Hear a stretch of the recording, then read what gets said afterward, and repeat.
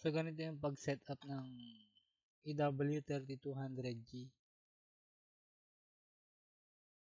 Tama. EW3200GX Pro. So, ito yung IP address na kailangang i-type. Connect muna pala tayo.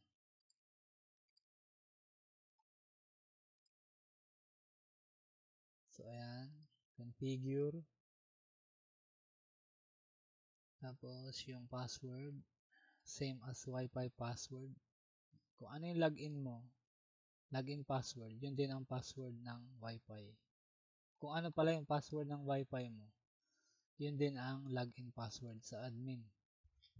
So, ito, PH. Yan. Manila, syempre. Tapos, wait lang natin mag-finish. Apply and configuration pa. May countdown naman yan. So, wait lang natin. Hintayin natin lumabas yung ito. Yan. Connected na siya. Hintayin lang natin matapos. Click finish. Yan. So, bago natin iset yung VLAN ID, iset up muna yung guest Wi-Fi. Yung SSID para sa vendor. Kung anong ilalagay mo dyan, bahala ka na. Tapos ito, band steering para mas preferred niya yung 5G kaysa sa 2.4. Kung gusto mo naman, dalawang SSID, isa para sa 5G, isa para sa 2.4. Pwede rin. Basta open yan. So, ayan, save. Tapos pag succeeded na, open mo lang itong, ayan, may admin dapat. Ayan. Type mo lang yan. 10.44.77.254 admin. Show VLAN config. So, ayan. Wala pa siyang VLAN 22. So, dito, yung VLAN ID,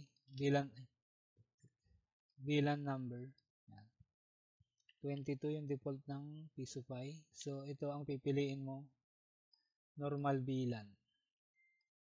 Yellow port, ISP, LAN 1 Bendo, LAN 2 hanggang LAN 4 AP port. So, dito lalagay 5. Tapos yung RAX 0. Click save. Show save values. Check mo. Double check mo kung tama. So, VLAN 22, IPTV 5, RAX 0. Close mo na. Tapos run command. Antayin mo lang yung matapos. Medyo matagal yan. Mga 1 minute.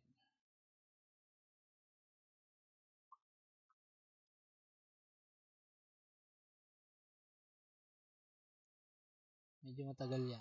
Hindi mo na kailangan mag-reboot. Basta hintayin lang matapos yan. Magpapakita naman dito yung mga ano. Just in case. Dito kasi magdi-disconnect kasi yan. Tapos magre-reconnect. Hindi mo na kailangang mag-reboot pa.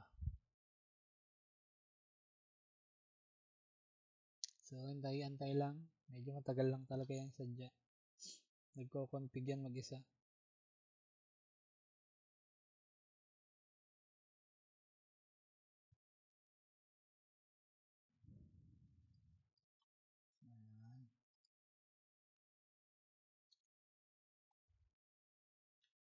Ayan. Lumabas na yung pre-connect 5G. Saka pre-connect.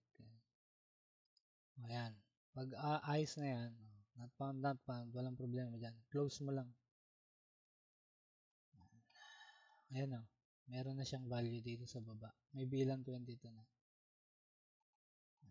So, dito yung mga values. Close lang. Tapos reload.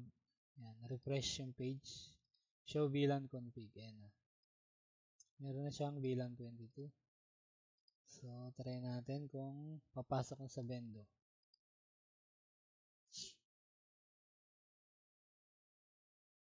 Okay. Pasok na sa Bendo. So, ayan yun. I-register mo na lang yung ano, sa Pisofy account mo, yung Bendo. Tapos, lagyan mo na ng license. para ma-remote mo na mamaya.